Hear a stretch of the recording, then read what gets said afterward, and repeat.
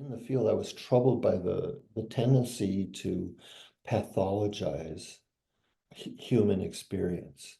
And in setting out to develop this new approach, one of the things that was also important to me was to depathologize what, it has often been pathologized, and even in social media these days is coming back again as an, with narcissism being out there and trauma being used just in so many different contexts, that I wanted to help people see that this was really, these dynamics are part of the human experience.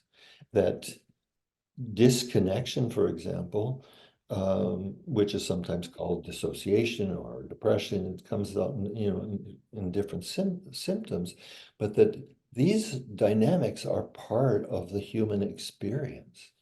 And instead of trying to pathologize people about that, about, let's say, dissociating or, spacing out, for example, we wanted to help them, I wanted to help them understand, what it was that they're dissociating from. There's such a tendency in all of the helping professions to look at symptoms, to look at behaviors, and not to address what it is that's actually driving these symptoms and behaviors.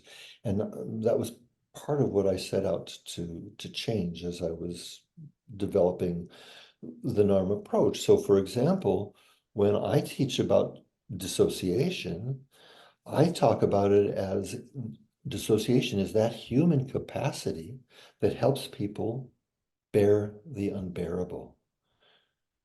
All of a sudden, you see, then dissociation is no longer just a pathology.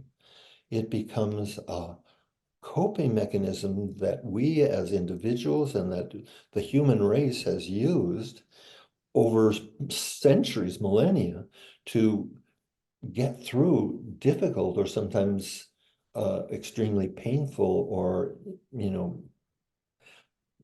situations that we routinely experience in life.